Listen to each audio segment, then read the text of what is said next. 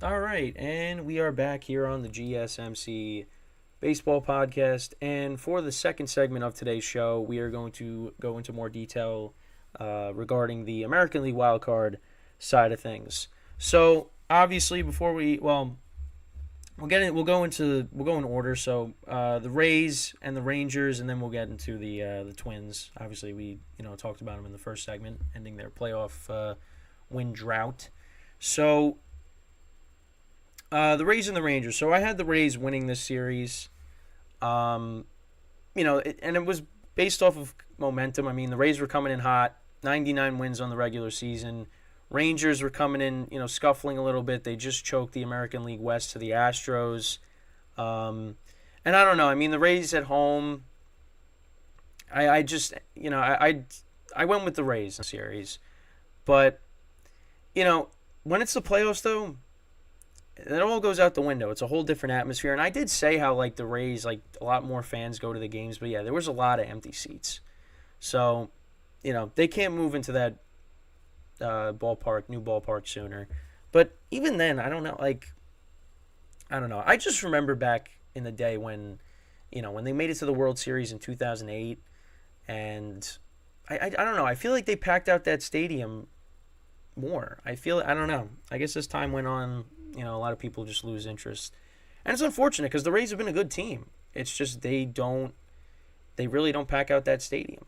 So, but yeah. So yesterday, you had Jordan Montgomery going for the Rangers, and then for the Rays, you had Tyler Glasnow, and yeah, the Rays ended up losing 4-0, and yeah, the lineup just couldn't do anything. But the other thing too is they made a lot of errors. Now I was able to catch some of the game. I wasn't able to watch the whole thing, but the Rays had 4 errors in this game. They played a very sloppy game. You had a wild pitch that led to a run scored. You had, them trying to throw out a runner at second base, gets thrown into the. I don't know if it was on the stolen base or it was a hit. But oh wait, no, it was a hit. It was hit to center field. Siri kind of bobbled the ball, and then he threw it to third base, and it went into the dugout, and that allowed another run to score for the Rangers. It just very sloppy. Diaz couldn't scoop a ball at first base that was thrown his way, and the Rangers capitalized on it, and they got a big win. And Jordan Montgomery, former Yankee, pitched very well. And listen, he's going to be big for the Rangers because, listen, they don't have DeGrom. You don't have Scherzer. It's really going to be up to Monty and Evaldi to, that's the top of their rotation right now.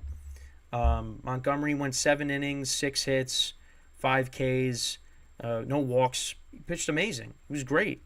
Aroldis Chapman, who, of course, another former Yankee, who I had some concern with pitching in big games, he went 1 inning with 1 strikeout. And Leclerc, he pitched 1 inning, 1 walk, 1 strikeout. So the bullpen did their job. Montgomery pitched very well. We look at the box score for the Rangers. Corey Seager went 2 for 4 with an RBI and a walk. Tavares had 2 hits. Adolis Garcia had a hit. Nathaniel Lau had a hit. Jonah Heim had a hit. Josh Young had an RBI. Evan Carter had 2 hits and 2 walks, so he was on base a lot. So really, the scoring summary. So yeah, Josh Young had a sac fly. There was a wild pitch. Corey Seager scored off of that. Corey Seager had a single that led to 2 runs being scored. Again, that was the throwing error by Jose Siri. That was in the top of the 6th. And yeah, the Rays just really couldn't get anything going. Rosarena had 2 hits. Paredes had a hit. Meade had a hit. Walls had 2 hits, but struck out 7 times in total. But yeah, they just really could not get anything going. And yeah, 4 errors, and this is a team that's pretty good defensively, but yeah, it just they couldn't get anything going. And they felt confident going into the series. There was talk about that as well, but yeah, they were flat. I mean, Glasnow, He wasn't great. 5 walks, 3 earned runs, 6 hits. Still had 8 strikeouts. The bullpen did its job. Davinsky pitched 2 innings. Diekman pitched an inning, and Kittredge pitched an inning. And yeah, they all did well. They each gave up a hit. Diekman walked a guy. But yeah, I mean, the Rays offense just could not get anything going. And that's the thing that happens in the postseason is, you're facing better pitching, and you're facing the best of the best. So sometimes you're going to struggle, and that's what happened. But, yeah, listen, like, I started with the Rays just because I like their pitching better, and they finished with a better record. Rangers were coming in flat. Even though I like the Rangers lineup better than the Rays lineup. It's just, I think overall, I don't know. I just like the Rays going into the series. And listen, the Rays can still win it, but right now it's not looking good. I mean, they played really sloppy defense. They couldn't get anything going offensively. So, yeah, I don't know. Right now it's in the Rangers' favor, and they got Nathan Eovaldi pitching. So, now the Rays got Zach Eflin, who's had a great season as well. Both of these guys were Cy Young candidates. I mean, Eovaldi was the favorite at one point, and then he got hurt. But yeah, I don't know. It's going to be interesting to see what happens. But right now, it's not looking good for the Rays. So yeah, tonight it's Nathan Eovaldi and Zach Eflin. The game starts at 3:08 Eastern time. So yeah, so we'll see if the Rays can get anything going there. But yeah, not looking good. And again, like, the Rays are coming in, they got some injuries as well, and stuff happened with other players off the field. They're still missing McClanahan, of course, who apparently he's not pitching. He's not going to pitch pretty much next year either. That's a big loss for them. And obviously Glass now, he was dealing with stuff, and obviously he just came back. So yeah, the Rays got hit with injuries and other stuff that doesn't really need to be mentioned, and most people know what I'm referencing. But yeah, right now it's not looking good. Rangers right now are in the driver's seat, and it's just funny how, obviously this is now a wild card series, but yeah, like, you lose game one, it's like, yeah, you're facing elimination, and it's just weird to hear that. But yeah, that's what it is now, So, but yeah, that's basically what happened there. Rangers right now are in the driver's seat. So we will see what happens. But yeah, the winner of that series then goes on and faces the Orioles.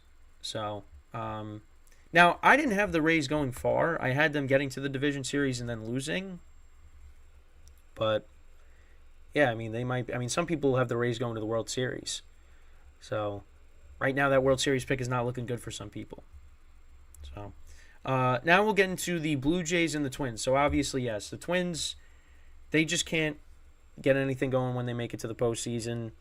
And I'm not, like, super confident. I wasn't super confident in the Blue Jays, but I kind of leaned more towards picking them just because of the Twins not really having much playoff success. And the Twins got the win, 3-1. Pablo Lopez pitched very well. Gausman was okay.